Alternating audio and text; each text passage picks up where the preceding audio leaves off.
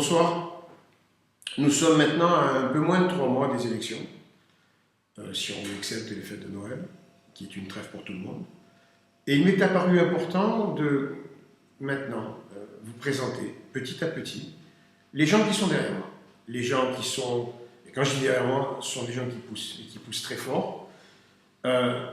Toutes les semaines, vous en verrez 3, qui vous présenteront essentiellement les raisons profondes de leur choix.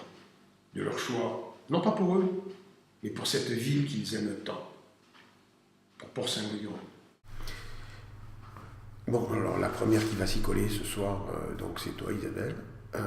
Je vais te laisser la place et le micro. À toi. Bonjour, donc pour ceux qui ne me connaissent pas encore, je m'appelle donc Isabelle Rochier, je suis mariée, j'ai 2 enfants et donc je suis arrivée à Port-Saint-Louis en 1998 et depuis donc je me suis investie dans la vie associative de notre ville. D'abord donc dans le milieu associatif, je me suis investie totalement donc dans des associations parents d'élèves, des associations nautiques. Et donc, depuis un certain nombre d'années, j'ai décidé d'aller plus loin dans mon investissement, de m'engager pour ma ville. Voilà, j'ai souhaité aller plus loin pour pouvoir réaliser réellement des choses à fond, parce que je sais qu'ici à Port-Saint-Louis, on a un potentiel énorme et que malheureusement, on passe à côté de plein de choses. Donc, c'est bien dommage. Et donc ça, malheureusement, au détriment de toute la population. Alors, il y a une chose qui est primordiale à mes yeux, c'est préserver donc notre environnement, la nature, l'espace naturel, la Camargue que l'on a ici. C'est ce qui m'a plu, moi, quand je suis arrivée à Port-Saint-Louis, cet aspect un peu désertique, mais pas trop, un peu éloigné de tout, mais pas trop. Enfin, voilà. Pour moi, il est primordial de préserver cet environnement naturel. Nous sommes entourés de la mer, et la mer, donc il faut la respecter, il faut la partager.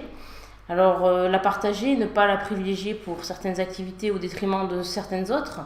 Voilà, pour moi, tout ça, c'est pour Saint-Louis. Quand j'ai croisé le chemin de Christian Taormina, donc j'ai compris tout de suite que cet homme-là, en fait, était fait pour notre ville, qu'il était fait pour apporter énormément de choses. Donc, il l'a d'ailleurs prouvé au travers de son activité professionnelle. Et j'ai décidé donc de m'engager à ses côtés parce que nous partageons les mêmes valeurs. Les valeurs de la famille, du travail, du respect des autres. Toutes ces valeurs, ce sont les valeurs que j'ai essayé de partager justement au travers des associations dont je me suis occupée jusqu'à présent.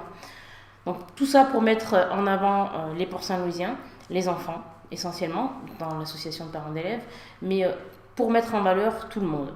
Alors je ne cherche pas au travers de mon engagement un quelconque retour. Je le fais uniquement dans le but de permettre aux Port-Saint-Louisiens de retrouver une ville agréable, où on ait envie de venir, de rester, que les touristes aient envie de venir ici, que l'on puisse offrir une palette d'activités donc, à tout le monde, à nos enfants, aux adultes, aux personnes âgées, comme je disais déjà tout à l'heure.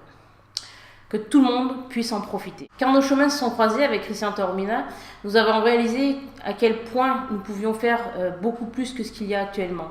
Et ça fait 2 ans donc, que l'on travaille à améliorer, développer, dynamiser notre ville. Christian Taormina donc, a su réunir autour de lui des gens passionnés, complètement différents les uns des autres, que ce soit par leur parcours, leur histoire, leur sensibilité ou leur tempérament tout simplement. C'est ce qui fait justement la force de cette équipe, et ce qui fait la beauté du travail fourni et accompli ensemble. Cette équipe ne travaille que pour une seule et unique chose, Port-Saint-Louis. Sachez saisir cette chance pour que Port-Saint-Louis redevienne une ville qui compte. Ensemble, protégeons nos racines. Merci. Merci Isabelle.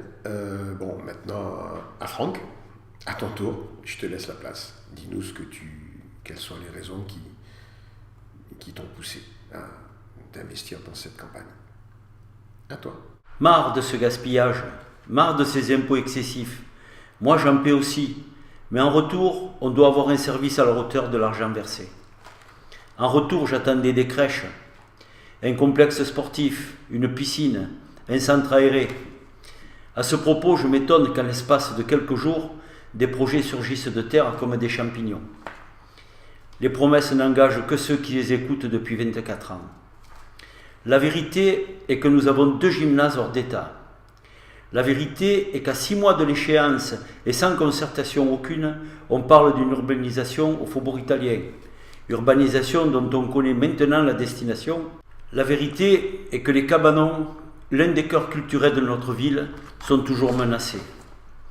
La vérité, et sans doute la seule vraie vérité, est un incinérateur qui, en son temps et en notre nom, sans aucune concertation, le maire d'alors a accepté. Et un paquet cadeau les cancers qui vont avec. Alors aujourd'hui, j'ai choisi de m'investir avec quelqu'un qui a une vision utile de notre ville, qui a le sens de l'engagement, sans limite, quelqu'un de droit, qui sera là pour servir et pas se servir. S'il sait écouter, c'est aussi quelqu'un qu'on écoute. Dans sa vie personnelle comme dans sa vie professionnelle, c'est aussi quelqu'un qui a réussi. En économie, en création, il sait de quoi il parle. Il a compris que le bonheur des gens passe par leur liberté de parole, d'entreprendre et de réussir. Alors dans une ville endormie, assommée par votre gestion, l'heure n'est plus à vous, de même qu'elle n'est plus aux fantômes. À ceux qui disent aujourd'hui je vais faire, je réponds pourquoi ne l'avez-vous pas fait hier? Je voterai Christian Taormina, je voterai pour l'alternative. Merci Franck. Bon, il reste Bernadette pour ce soir, qui va nous parler elle aussi de son engagement sur ces municipales. À toi Bernadette. Certains me connaissent. Je m'appelle Bernadette Bellinazo. Je suis laborantine à Port-Saint-Louis. Alors pourquoi, alors qu'il ne manque rien à ma vie, je m'engage sincèrement dans cette bataille?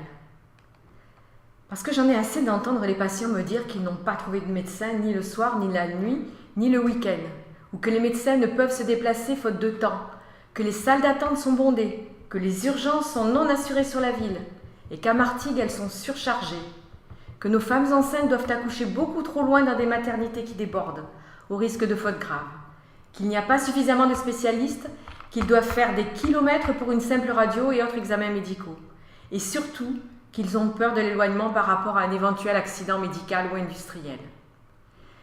Il y a non-assistance à personne en danger. Nous ne sommes pas en désert médical, mais en pénurie, mais surtout beaucoup trop loin de toute structure médicale d'urgence. De qualité. Un grand merci à nos infirmières et à nos pompiers toujours dévoués qui prennent le relais. Lorsque je suis arrivée en 1977 à Port-Saint-Louis, il y avait une clinique qui fonctionnait et qui avait été créée pour d'éventuels accidents graves sur les quais. Mais l'investissement était beaucoup trop lourd pour la mettre aux nouvelles normes européennes d'accréditation. Alors on a préféré embellir la ville en construisant un rond-point sur la route de la plage plutôt que de participer aux travaux de mise aux normes. Et que dire de nos anciens? Une maison de retraite où le personnel restreint a du mal à les accompagner dignement jusqu'au bout. 9000 personnes sont inquiètes pour leur santé et certaines n'hésitent pas à nous quitter pour se rapprocher d'une grande ville. Mon but sera de mettre tout en œuvre pour créer une maison médicale de santé où des spécialistes encadreront de nouveaux médecins avec un vrai centre de radio et surtout une permanence de garde pour nous vaillants et nos anciens. Cela ne coûtera rien à la ville puisqu'il existe des fonds spéciaux de la région, de l'Europe, sous certaines conditions, mais nous les remplissons toutes. Bonsoir. Merci Bernadette, donc je remercie tous les trois. On va en rester là pour ce premier film de présentation des 3 premières personnes. Comme je vous l'ai déjà dit, donc toutes les semaines, nous vous en présentons 3 nouvelles. On pourra revenir un certain nombre de fois sur des sujets qui vous intéressent, mais avant tout, je tiens à donner la parole à tout le monde, de façon à ce que vous puissiez voir, entendre quelles sont les véritables motivations qui poussent les gens à venir sur cette liste, et surtout, mais alors vraiment surtout du fond du cœur, que vous puissiez les regarder, s'exprimer sur la manière dont ils ont décidé de s'investir pour une ville qu'ils aiment tant. À la semaine prochaine.